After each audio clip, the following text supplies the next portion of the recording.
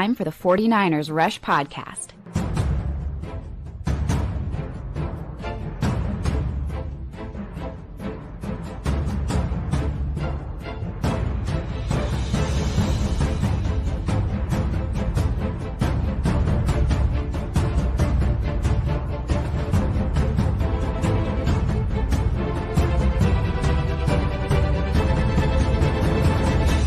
And here's your host, John Chapman.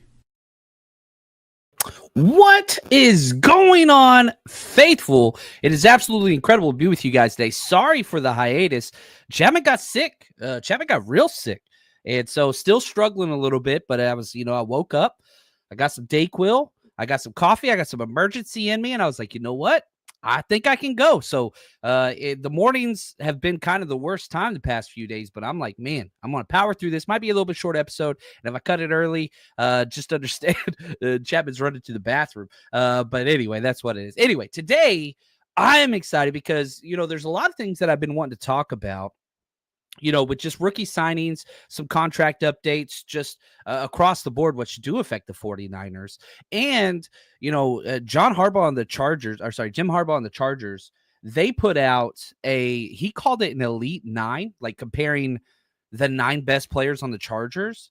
And it just kind of got my wheels spinning. And so I wanted to kind of look at not so much a comparative, but I was like, all right, who would be the top 10 players in the 49ers now and for the future? It kind of create a little dialogue. I think there's really only 1 or 2 names that would change if we're just looking at 2025 versus, the long-term building plans 2, 3, 4 years out, what that looks like. And we kind of have a solid background built out on this because we're doing the 49ers roster countdown where we rank 1 through 91. So no spoilers there, but we are going to go over the top 10 players on the 49ers roster for this year. And I think there might be a name or two that we might disagree with. And that's okay. And I kind of want to hear your thoughts out on that and see where everybody stands. Now, one thing that I did not do, we do this in the roster countdown series, is we rank them. This is the number 1. This is the number 2. This is number 3. We're just doing a generic kind of snapshot of the top 10 and what that looks like today. So don't pay attention by, where the players rank. I even randomized the order, trying to leave a little bit of suspense in there so that the roster countdown series kind of maintains that. But I think some of the names you'd be able to defer on your own. Want to say thanks to everybody in the chat. What's up, Carlos, my friend, man? Appreciate you, buddy. Hugo, you guys are awesome. Love it, love it, love it. I'm glad that everybody gets here. And yeah, I'm still struggling. And I could already tell, we're 3 minutes into this episode. I'm just like, ooh, I might have bit off more than I could chew. But hey, we're not going on the pup inactive today. We are going to power through practice. We're going to get it done. This is episode 1431 of the 49ers Rush Podcast. Not keeping us down, baby. Not keeping us down. What's up, my friend Rusty? Love to see it. Love to see it. Love all the hashtag CCs. You are the best. And Kevin says 10 best or 10 most impactful. This is a 10 best for this year. And kind of maybe, and it's always, it's hard just to isolate, right? Because your 10 best should be the 10 most impactful, but not always the case. So I'm going with the top 10 players for this season. Like, who are the top 10 players? And if, however you want to look at it, maybe not most valuable, whatever else, but I think these are the 10 best players that the 49ers have. And so, yeah, it always gets like, well, hold on. Or are we talking this? Or are we talking that? And you got to clearly define it because it changes the way you look at it. Now, spoiler alert, I'm not putting a rookie on this damn list, period. Like, you got to play a snap. You got to play a series of snaps before. Now, I do think that one of the rookies will be on this. And again, we're going to talk about this player a little later. My most impactful, and I think the best rookie is going to be Alfred Collins. He would be number 1 on my list if rookies made it. But rookies didn't make this list. It is all players who have played for the 49ers before. Hassan Reddick, sorry. Bryce Huff, not on this list. Not on this list. But, yeah, you had to have played. in the NFL to qualify. All the rookies are removed. But if I did put a rookie on here, it would be Alfred Collins. And we're going to talk more about him later in this show, just because the contract status, I think it's important to update. And we've got some more movement this morning and contracts getting signed, which I hope will push along that Alfred Collins deal. And just to keep you up to date, so you don't have to wait, 30 of the 32 second-round picks still have not signed. It's crazy. It's great. We're down to 38 unsigned players for the entire draft, all 7 rounds, all 32 teams. That's it. 38 players have not signed their contracts. 30 of those are second-round picks. Just crazy times, man. Crazy times. What's up, Kim? Look at this. From Denmark. I love it. I love it. Tommy, we talk about practice? Practice? Allen Iverson, I freaking love it. One of the coolest press conferences ever. And one of the press conferences that was taken 1,000% out of context. And I know people don't know. Go watch the entire practice. Like, that was not about him not practicing. That's not what that was about. It was about one of his best friends getting killed and him struggling with balancing life versus. Anyway, that's a whole thing. Like, oh, man. Go back, watch the entire press conference. And I still use that sound bite all the time, but it was never what it was spun to be. That's not what it was about. It wasn't about practice. It was about life. Anyway, I'll back off, but I love that AI. Love AI. Mike, it surprises me that you think Collins, when he was likely a 2-down player, while Williams is probably a 3-down player. Well, two things. I disagree with some of those assessments. I do not think Alfred Collins is a 2-down player. I do not. Now, he was. That is correct. And you even put that in your write-up, Mike. Mike's the man as always.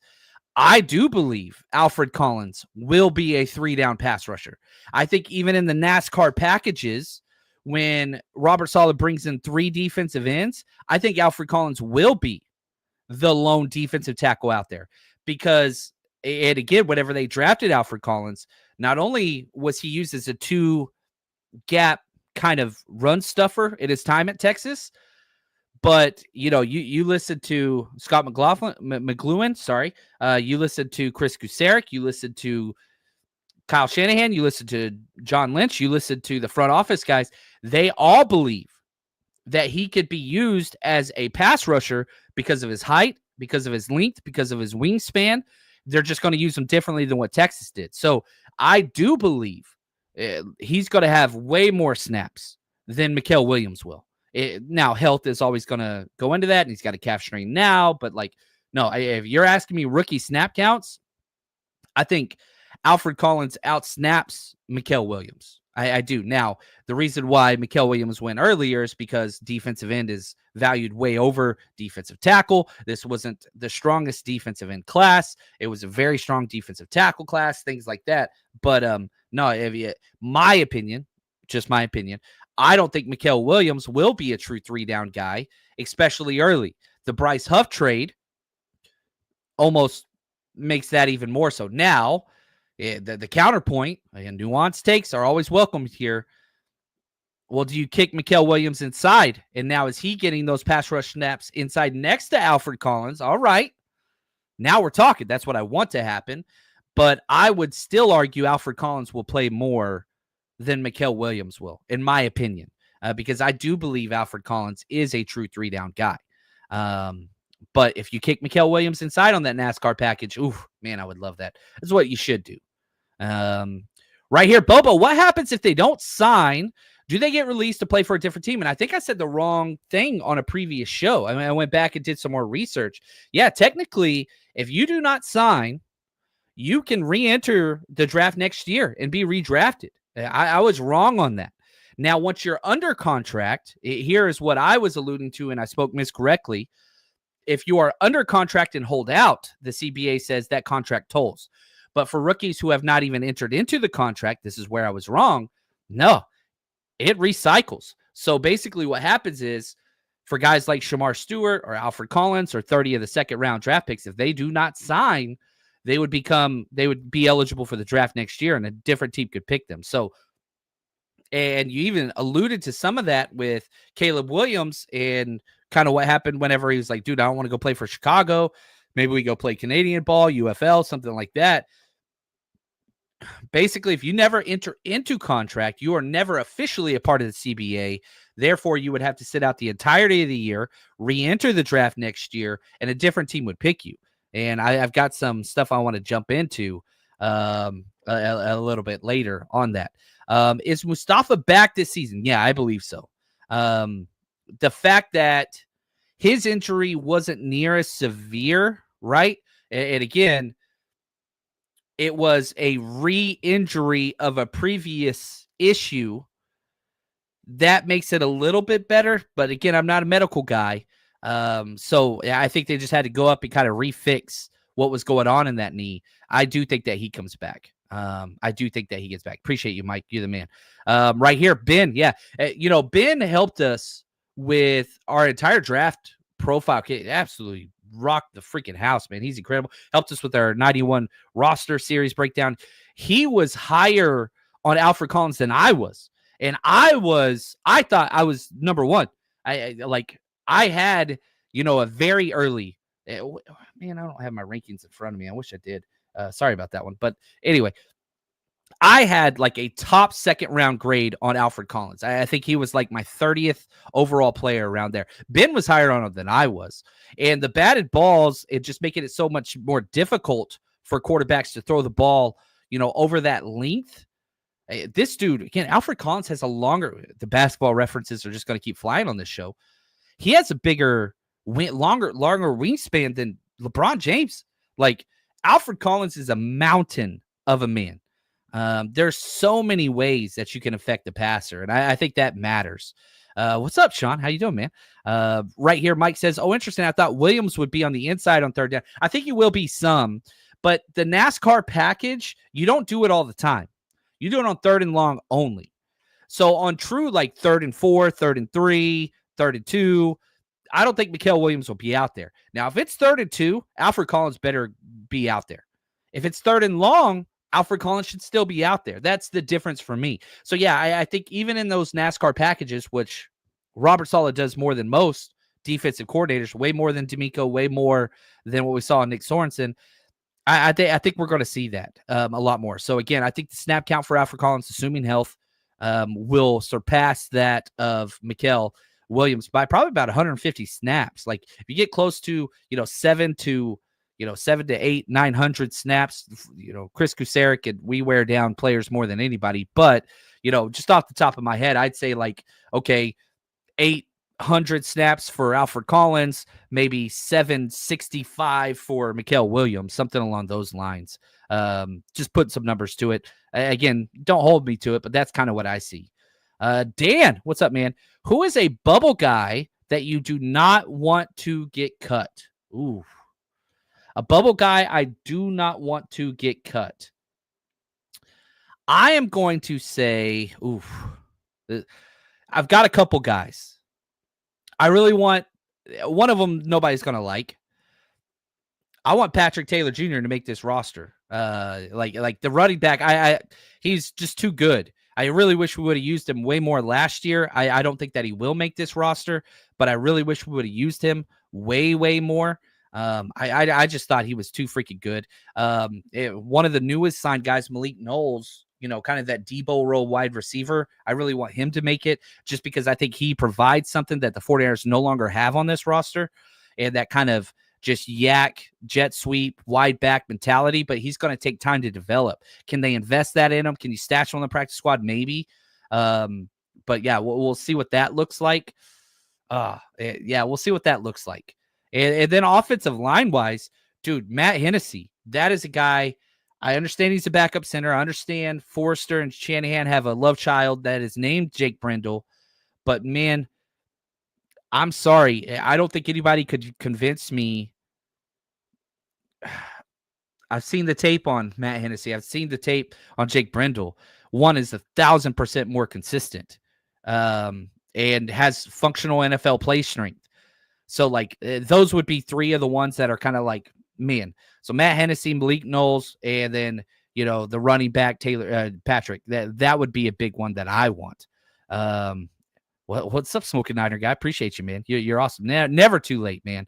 Never too late. So, let's dive into the 49ers top 10. So the 49ers put out, or sorry, the Chargers put out, Harbaugh sitting there and doing his press conference thing, and he's like, "Ooh, our Elite Nine is what he called them. Our Elite Nine." He lists off the names, and I was like, "Okay, that's a pretty solid list, but nowhere near what the 49ers could do." And I understand that this is a debate that only takes place on, these hypothetical situations. I would put the 49ers top 10, Elite 9, wasn't too copacetic with me. You got to go to 10, get the round number. I'd put the 49ers top 10 up against anybody. Now, yeah, there's going to be teams with better quarterbacks, or maybe a better top 3, or maybe a better top 5, but I don't think so. Like, the 49ers top 10 is just bananas. The amount of players that they have now, the way that they built this roster, it is a very top-heavy, loaded roster that falls off immediately after this top 10.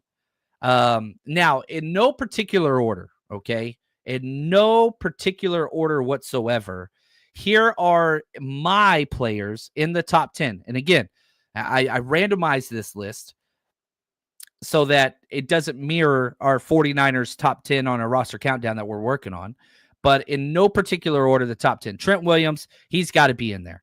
Now, I like that he's lost weight. I like that he's back. I like that he's healthy. I like that he's already getting work in OTAs and minicamp. A lot of positives. I love that he said he thinks he could play till 40-41. I love that. He's got to be involved. Has his play stepped back a little bit? It's not as... Last year was a weird year. Obviously, the offseason that he went through, you can't discount that. But you didn't see a lot of the dominating finishes and just killing human beings out there on the gridiron. Very consistent, definitely all-pro level, even though he wasn't. He missed too much time. But, he's still playing at all-pro level. Is it going to return to that, throwing people in the ground and burying people on a regular basis? That's what I'm curious to see. But even if it's not that, it doesn't matter. He's still a top 3 left tackle in the NFL. Yeah, even if it did step back and he's not the clear number 1 guy, he's still a top 3 guy. You're getting what you paid for, and then some. Christian McCaffrey, obviously, he's looking good. Seems like every single video clip that comes out across social media from, OTAs and minicamp is Christian McCaffrey, and it looks good. Says he's healthy, but remember, the one thing I always want to go out there and just say, Kyle Shanahan goes through it. I cut the clip, and I was like, I don't even want to play this clip because I don't think there's anything that we can gain a value from the clip where he's like, they'll be back at training camp. They'll be back at training camp. They'll be back at training camp. They'll be back at training camp. Christian McCaffrey was questionable week 1 with his injury last year. And yeah, Christian McCaffrey looks healthy, says he's healthy, all those things. But just remember, Christian McCaffrey was a questionable week 1 last year. The 49ers and their injury diagnosis, timetables, whatever, don't listen to a damn thing they say about them. They will lie through their teeth. I believe Shanahan and John Lynch on a lot of things. Anything with fully healthy and we expect back, whatever. Now, having said that, if Christian McCaffrey wasn't healthy and they're holding out like 20 players of OTAs and Christian McCaffrey is not one of them, got to think he's healthy, and you need it.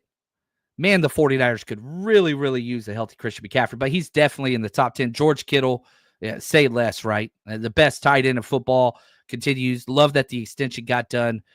Best two-way tight end player, one of the best ever in, probably NFL history. I think it'd go like Gronk, Kittle. Maybe you want to throw Winslow in there. Definitely there's a couple other guys that you could say, but all out elite blocker, all out elite receiver, offensive weapon. Kittle's definitely in the top 3 of any conversation. Future Hall of Famer. I don't think he's there yet. I think he needs one more quality season, then he's in there. But with what he's done, just as the face of the NFL, personality of the NFL, all the media stuff, he'll get in there. And again, back to Trent Williams is in the Hall of Fame. Christian McCaffrey is not, in my opinion. I think he has to have one more All-Pro year or close to it to get there, or a Super Bowl. George Kittle, I think would get in right now, but not be a first ballot. Probably wouldn't get in if he never took another snap again, right? I don't think he'll get in. He just might have to wait a while. You have one more elite year, then I think you're talking first ballot. But there's a logjam at the tight end position. Brock Purdy, obviously the quarterback, he's going to make the top 10. He's done too much, too consistently to not be involved in this list. You want to get involved. Well, is he a top 10 quarterback? Is he not? Is he elite? Is he not? What about his skill set? What about arm strength? I get that. But for a quarterback that has delivered like he has and have so many playoff wins, that's huge. And so many playoff come from behind wins. Yeah, you go back to the 2023 season, didn't end in a Super Bowl, but fourth quarter comeback against the Packers, fourth quarter huge comeback against the Lions, and then 3 times in the Super Bowl against the Chiefs, walked on the field trailing, walked off the field with the lead in the fourth quarter and overtime. He's got to fit in the top 10. Just the efficiency numbers, all that stuff. And last year wasn't great, but I don't think it was near as bad as what a lot of people say either. And so, Brock Purdy's definitely going to be in the top 10. Wherever you want to put him on that list, that's fine. This list is not in order. What's up, Grand A? Oh, we got Uncle Salty in the house. I love it. Let's see here, right here, Uncle Salty. I vote for Dominic Pooney as one of the top 10, and I would too. He is on our list of top 10 players. And again, no rookies are on this list. No rookies were considered for this list. Dominic Pooney coming in as a 3rd round pick last year and doing what he did, just phenomenal. I would argue the best offensive line player we had last year. Like, that's it. Trent was also, but he missed so much time. Dominic Pooney was out there, period. And just did his damn job consistently. Now, I think sometimes we get rose-colored glasses and say, oh, man, he was, whatever. But you go watch those Rams game, he got his lunch ate. So, there were still some rookie issues that you hope can get addressed. And he did have some bad games. But overall, man, for a rookie to step in week 1 and just do what he did consistently, Dominic Pooney is a part of the foundation of this franchise moving forward. Now, this front office has decided never to pay guards. Well, that changes some point. You let Laken Tomlinson go. That was perfect timing. You let, Aaron Banks go. I think that was really good timing. We'll have to see what that looks like, but they haven't really paid guards. They only draft them. They draft guards all the time. They don't draft tackles. They don't draft centers, but they draft guards, sometimes multiple times a year, which is interesting. Dominic Pooney's 100% on this list. I freaking love that dude and can't wait to see him play. Now, if you want to see him play and if you're going to see the 49ers play this year, you got to come party with us. 49ers Rush Road Trip is going into its 6th year with over 40 events at road games. If you are traveling to see the 49ers play this year, you got to come party with us. And on top of that, we give games, trivia, giveaways. We've partnered with TickPick this year. All you have to do is search 49ers Rush on any of the TickPick sites, apps, you name it. And on top of all of that, best dressed, giveaways, autographed jerseys, kids are always included, and get in for free with a ticketed adult. And a lot of times for select cities, we will have 49ers legends come out and you get to meet and greet them and get an autograph. Navarro Bowman, Frank Gore, Patrick Willis, Fred Warner are all players that we have worked with in the past. And trust me, if you want to build the 49ers community, you're traveling by yourself, we got you covered. 49ersRushRoadTrip.com.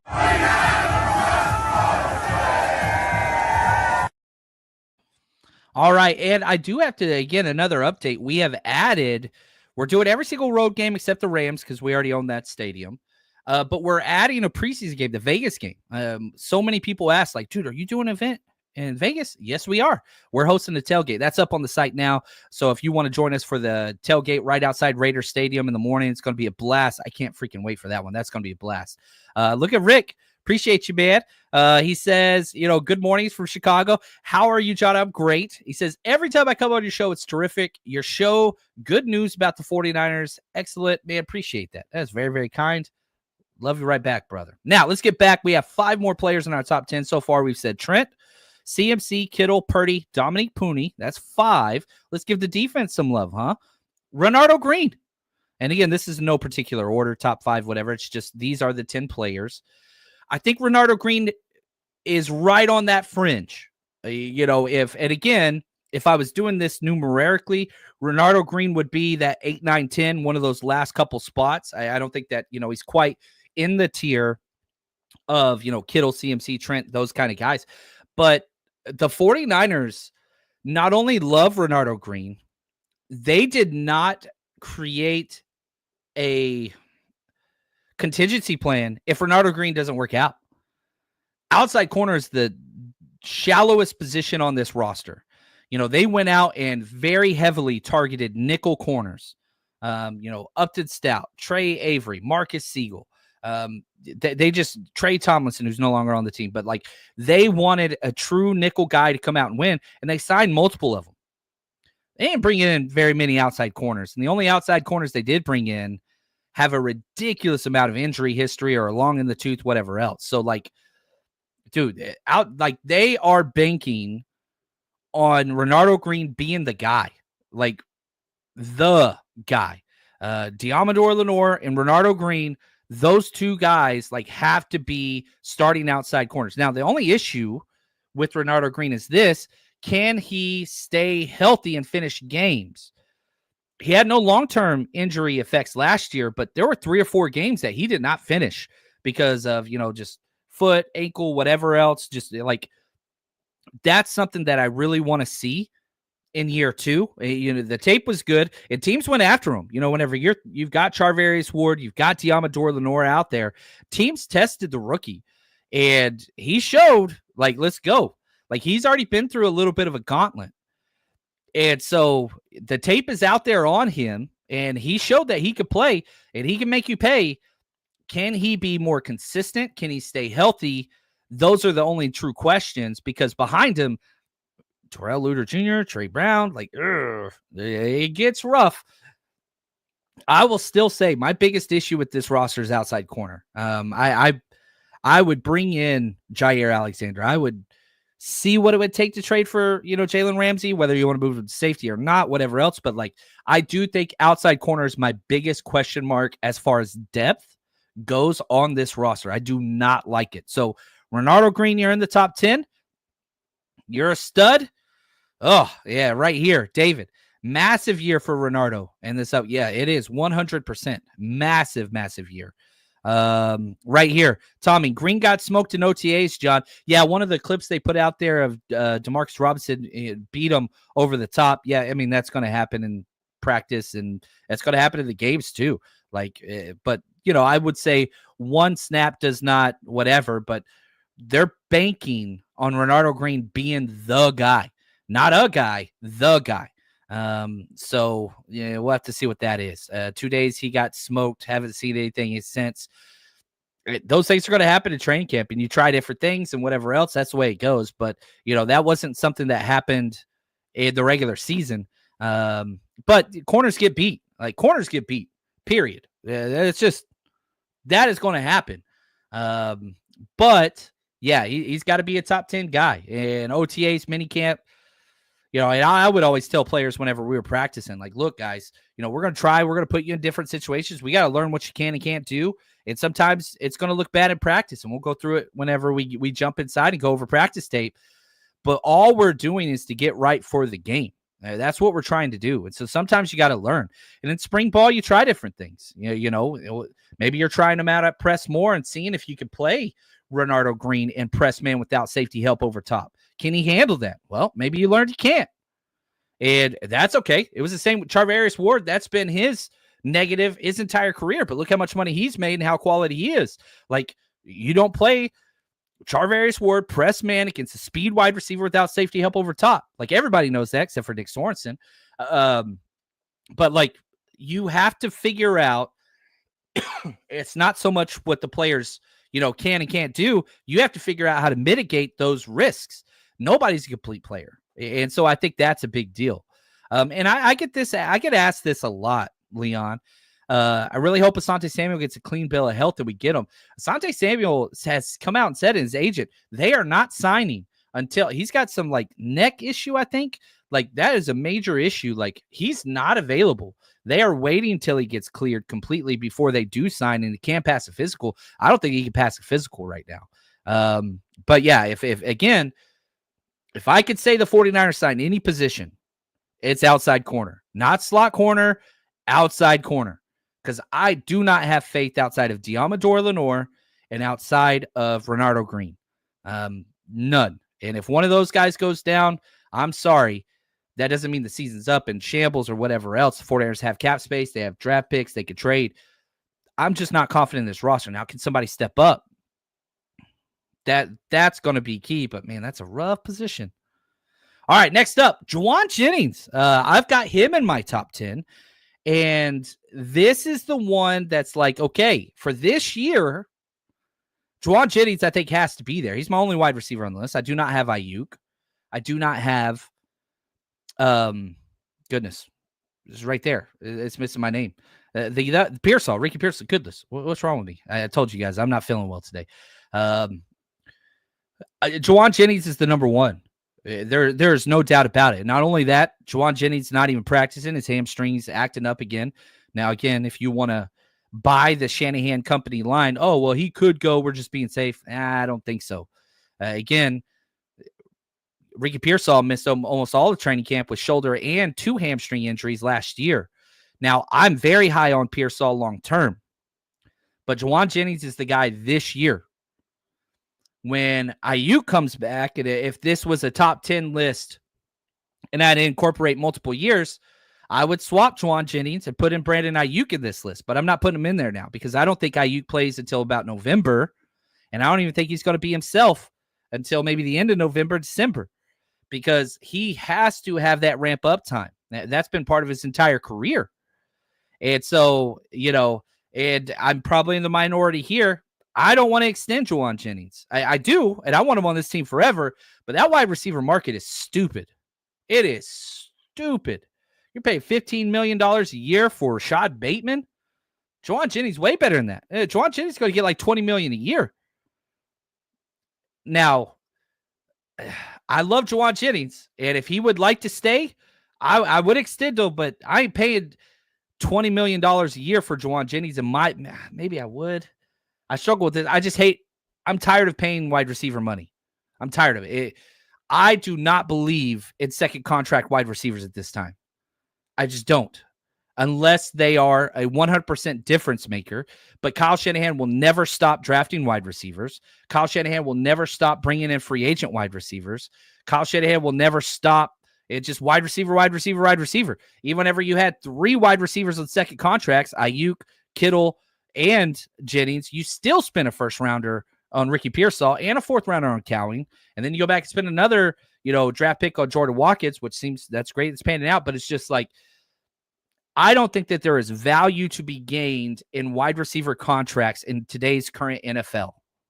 And you already have one of the worst, I would argue, the worst wide receiver contract on your books already in Brandon Ayuk. That contract is awful. It is so bad. But you already did it. You can't get out of it. So let's roll with that. And let's allow Ayuk, Pearsall, and one of these young bucks to step up. Oh, man. But I do love some Juwan Jennings. But I kind of want to see him go get paid. It's not by us. I mean, this dude's going to get $20 million a year next year. And the 49ers are going to get another 4th round comp pick for him.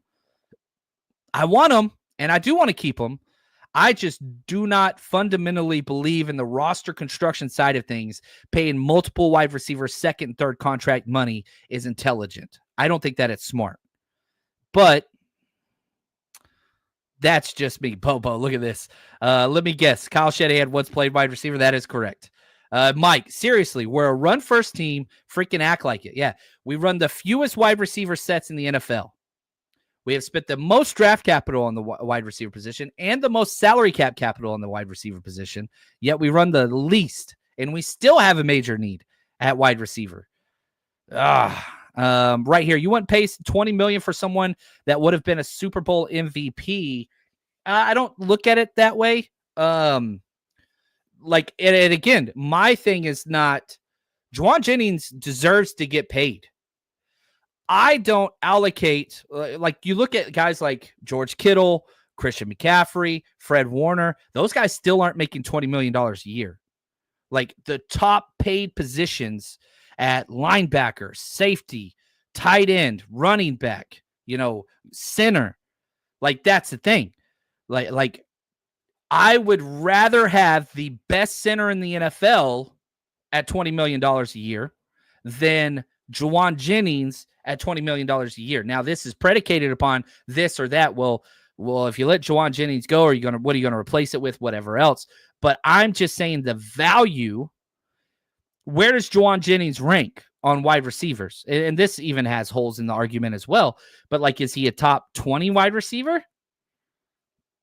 I don't know. Maybe he is for the 49ers because of the physicality and what he brings and the attitude. I love Juwan. This is not an anti-Juwan take. This is an anti-wide receiver take. That's my issue. I would much rather have the best center, the best tight end, the best running back, the best linebacker, the best nickel corner than the 20th wide receiver. That's my issue. Okay, so it's not, I know somebody's going to get upset and I'm going to email. I love Juwan Jennings. I absolutely love this man. I just don't want to allocate that much money. What's Juwan Jennings' role going to be like when Brandon Ayuk is back? Because Brandon Ayuk's the X. Yeah, Juwan Jennings can fill in at X. But he goes back to slot. You can't put Juwan Jennings in the Z role, that Debo role. You can't do jet sweeps with Juwan Jennings. That's not what he does. Ricky Pearsall could do that. So we run the most 2 wide receiver sets in the NFL, the 49ers do. You're going to pay somebody $20 million a year to go back to a slot wide receiver, and you don't even use it. Like, maybe that's going to take some changing. Okay, cool. You're not going to run as many 2 tight end sets. Why are you playing Luke Farrell? All right, well, we're not. You see what I'm saying? Like, it's just a misappropriation of funds, in my opinion. I do love Juwan. I was the one that was saying extend Juwan, not Ayuk. Right? And people got mad at me about that. Like, I would have taken Juwan at a 5-year, $20 million a year, or whatever, over what we did for Ayuk. That the Ayuk deal was stupid. I think everybody recognizes that now. But I would have taken it was this or that. Well, you went down the Ayuk path. And so now you're on that path. You can't get off that train. So that's why I'm saying now I think that he should go. I don't. After this year, let him go sign, build through these compensation pick whatevers, and just allow that to develop and let him get paid because he deserves to get paid. But again, I would rather spend $20 million on a center, a guard, a tackle, a tight end, a linebacker, a defensive tackle, a nickel, a safety, whatever, and you can get the best of any of those positions.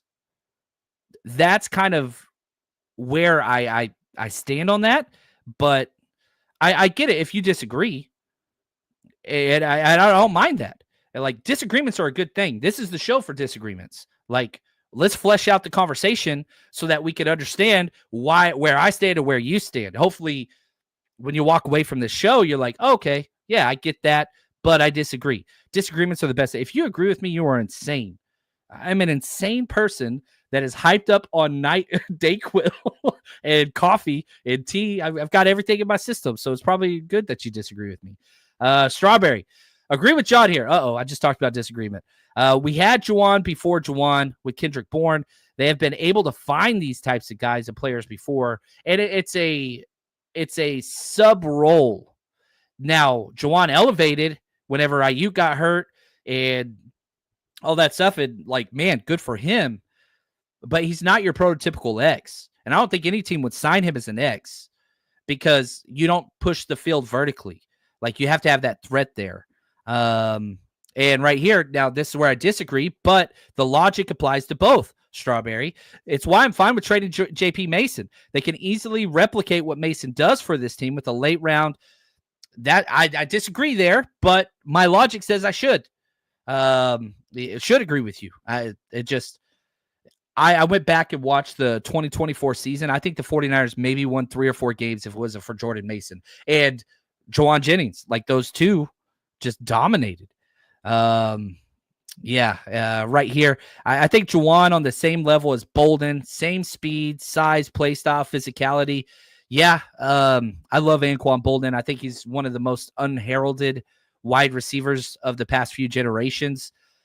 Dude just stepped on the field and was elite day one, and the physicality was off the charts there.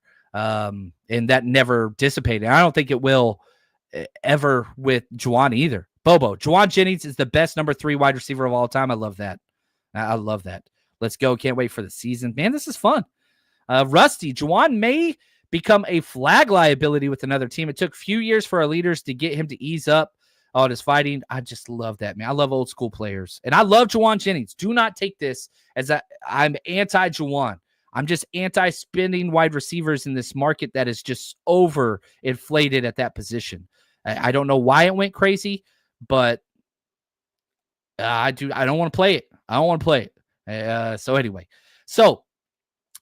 we've got Trent, CMC, Kittle, Brock Purdy, Dominic Pooney, Ronaldo Green, Juwan Jennings. Let's go back to defense. Diamador Lenore. This dude, he is talking nonstop on social media about everybody's whatever. He is not backing down. And I love the alpha mentality. I love that he waited to start talking until he put it on tape. He has been incredible. I don't know how they're going to use him because, again, you went up and you added 4 nickels. Yeah, I think he's one of the better nickel corners in the league. Kyle Shanahan said they want to keep him outside. I hope that they do keep him outside now because you don't have any outside depth. If you kick Diamador Lenore inside, that means Upton Stout's on the sideline. Jacob Robinson's on the sideline. And who's going to be outside? Darrell Luter Jr.? No, absolutely not. So you've got all these nickel guys. I want to see the nickel guys. You got to go with the young guy now. We'll see how that goes, whether it's Marquise Siegel, Jacob Robinson. Obviously, they want it to be Upton Stout. He's been getting those snaps, but the pads ain't come on yet. We got to see that. But Diamador Lenore, again, you've got 2 good outside corners and nothing else. That's a problem. That is a major problem. But I love Demo. I want to see him make captain this year. And, man, he's awesome. I've got my Demo jersey, so excited to see him. Number 9, Nick Bosa. And, again, this is in no particular order. I randomized it. Obviously, he's got to be on there. Former Defensive Player of the Year. One of the best 2. I would argue you had Cameron Jordan as the best 2-way defensive end in the league for a decade. And I think that now that kind of baton has been passed to a couple guys, Max Crosby and Nick Bosa seem to be the 2 that are fighting. And Myles Garrett's great versus the run. Don't get me wrong. Myles Garrett's the best defensive end in the NFL. It's not even close. He's in the tier by himself. But Nick Bosa is so damn good against the run, so good against the pass. You've seen the tackle for losses, and he's just a staple of everything the 49ers do. And, with how terrible the defensive line has been last year in particular and this year, in the past 2022, 2023, like, man, this dude just getting double, triple team like crazy. And it happens to other guys too. It's not just Bosa, but Bosa's always up there at the top of the list. Nick Bosa definitely on here. And last but certainly not least, again, these are not in order. Fred Warner, who I would say is the best defensive player we have. And I would say might be the best player we have on the team, period. And again, back to that Juwan Jennings thing. Fred Warner's still not making $20 million a year. The fact that you get this insane value for a Christian McCaffrey because the running back position's underpaid, George Kittle, tight end position's underpaid, and linebacker position underpaid, like that's huge. Like you could have the best of these 3 underpaid positions on long. And yeah, you're paying Christian McCaffrey. He's, he signed for a while. It cracks me up every time. Like I look up Christian McCaffrey's contract because it's like, man, can he play for, 3 more years?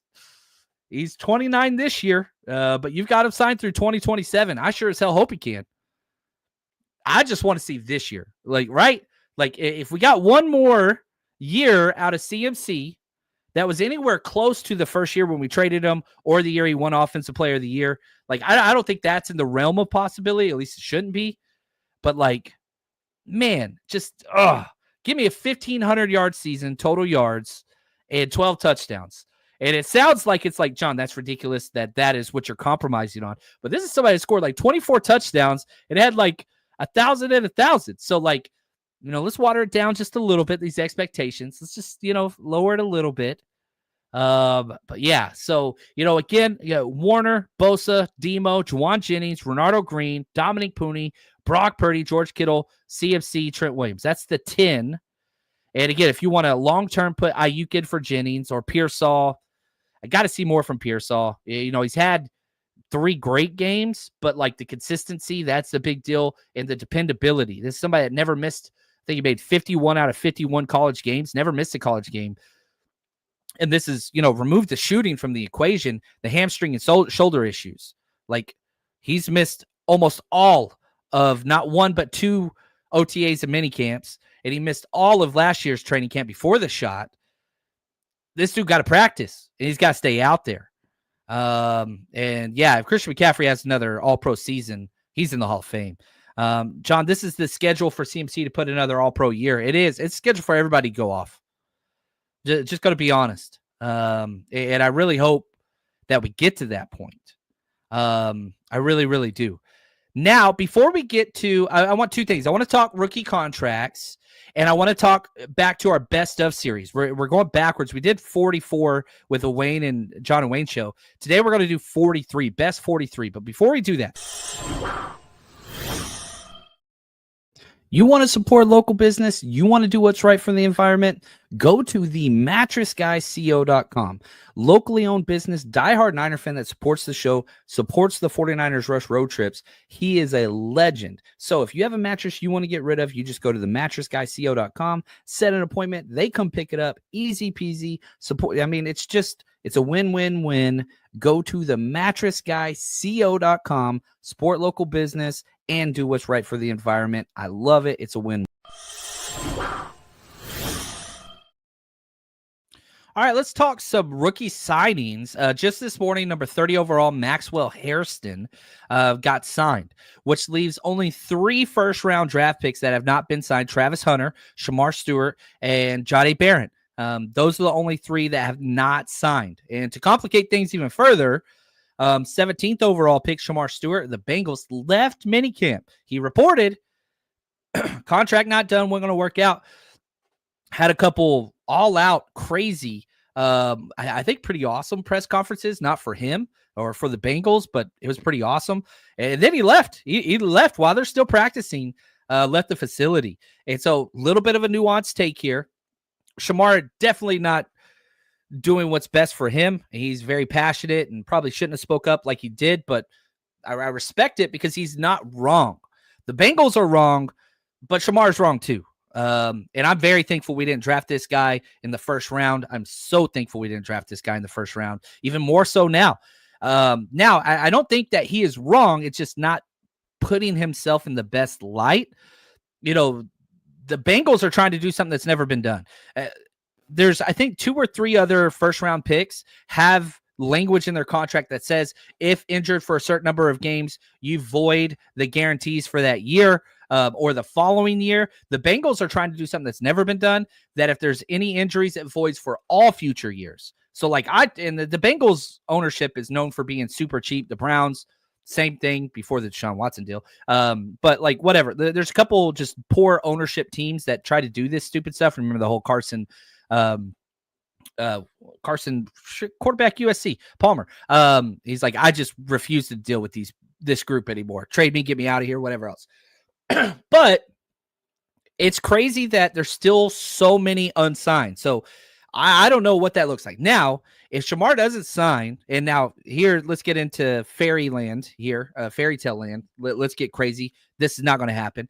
If I'm the Niners, and again, I'm not high on Shamar Stewart at all, I'd call the Bengals and say, hey, we'll give you our 2nd round pick for him next year.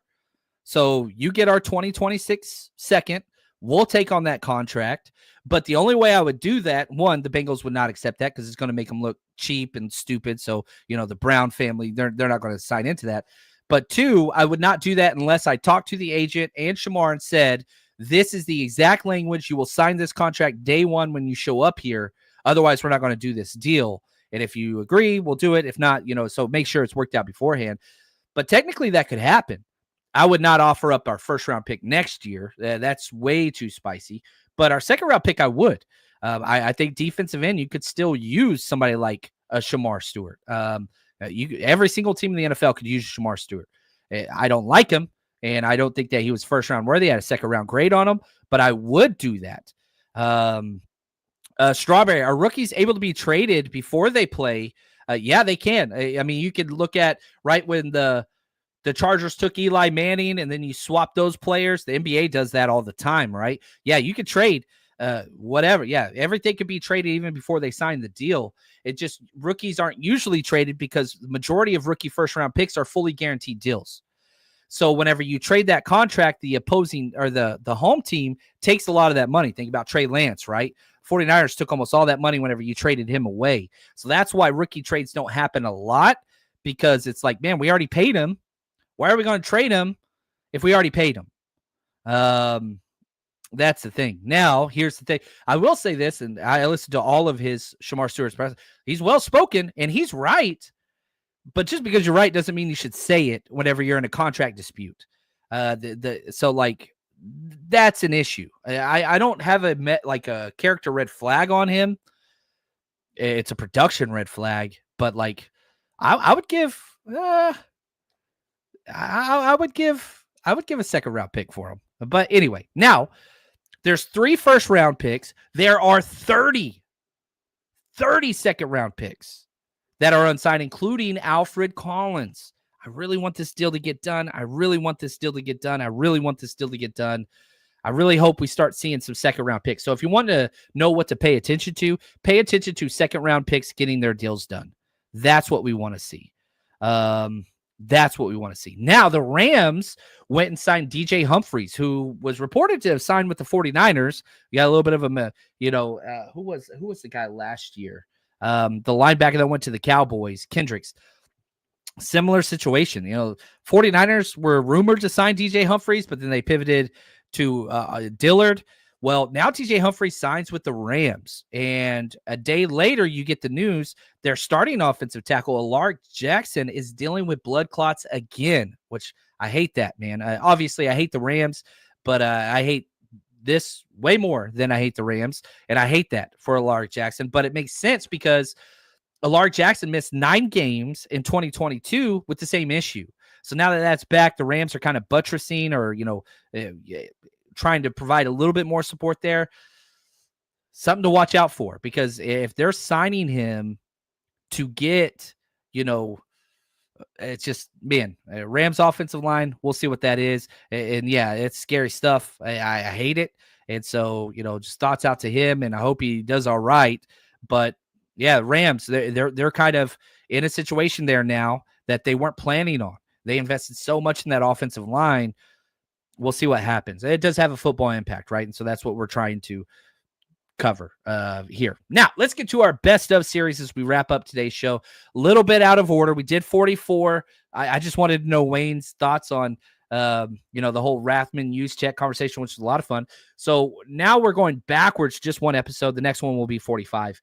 But the best number 43 to ever wear that jersey number for the 49ers. And this one was pretty fun because there were 26 players that have donned the jersey 43 in a regular season game. 26, way more than most of the numbers. And there wasn't like a clear favorite. Right now, Trey Avery's wearing it. Tayshaun Gibson wore it for a year. Maurice Hicks. You even had, like, back in the 50s, Ray Collins. He was a Pro Bowl left tackle for 1 year.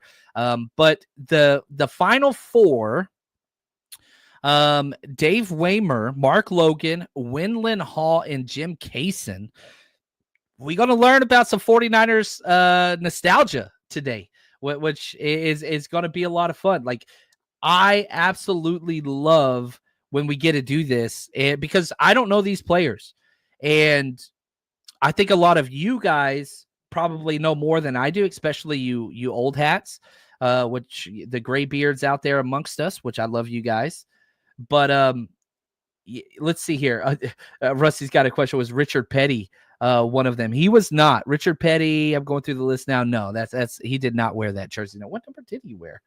I think I talked about him recently. Anyway, I gotta mess with that one later. But let's get through these guys. Let's start with Winland Hall. 70s, he wore the jersey number 72 to 75. So back in the 70s, defensive back, 4th rounder out of Arizona State. No Pro Bowls, no All Pros. Just was a reserve starter, but played 54 games. Had a couple interceptions, spot starter. He had a 17 AV scale on the approximated value. Somebody that played a lot of football. Mark Logan. A lot of people are going to remember this one. He was part of the 94 Super Bowl team. Played with the Niners for 3 years. He was a running back, true third down kind of guy. You know what I mean? No Pro Bowls or anything like that, but did get the Super Bowl win.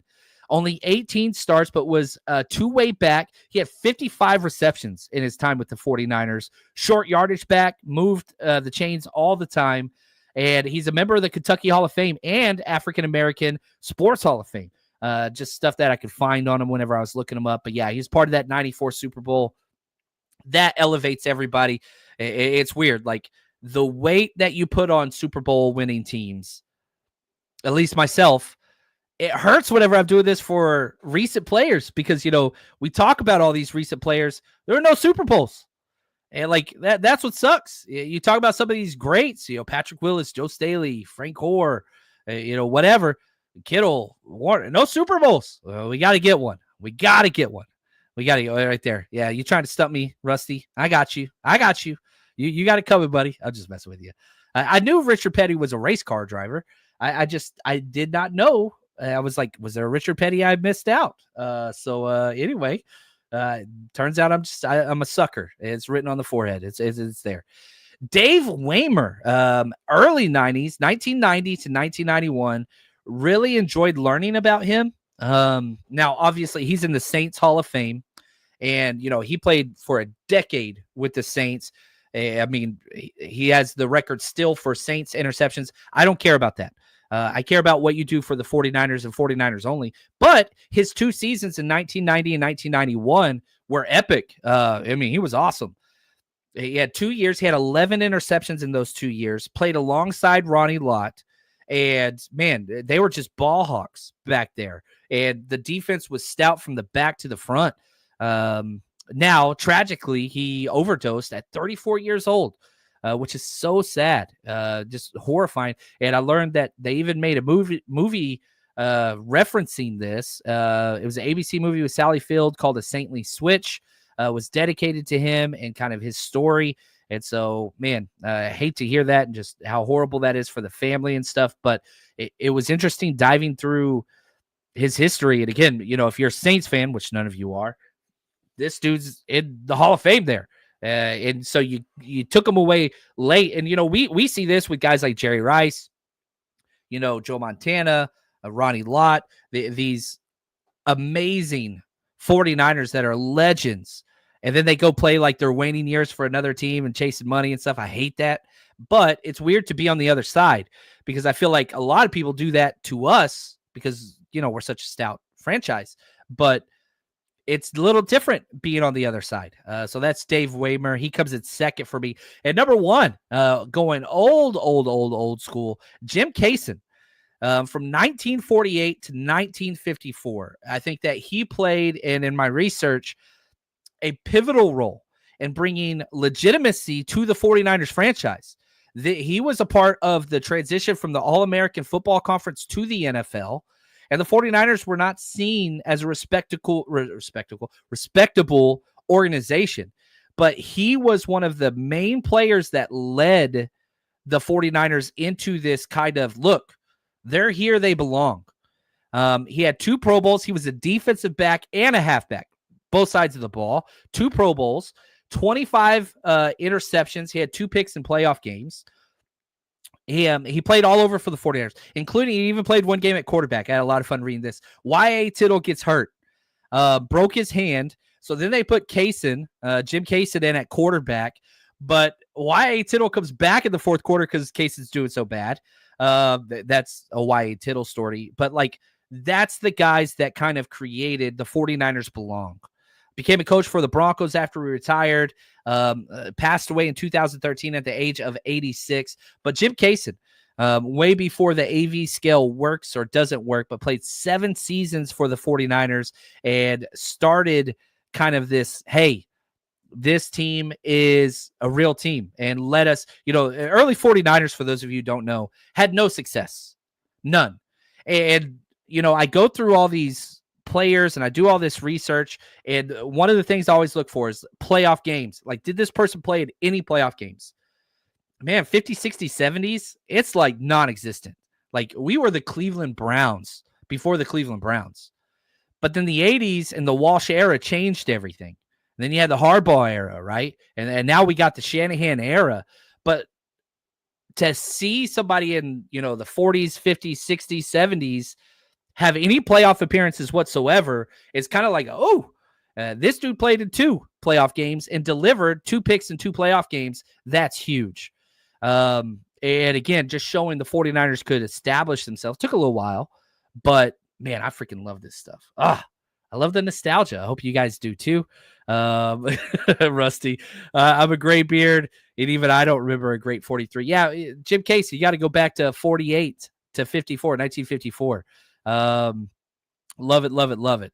Right here was McLemore mentioned.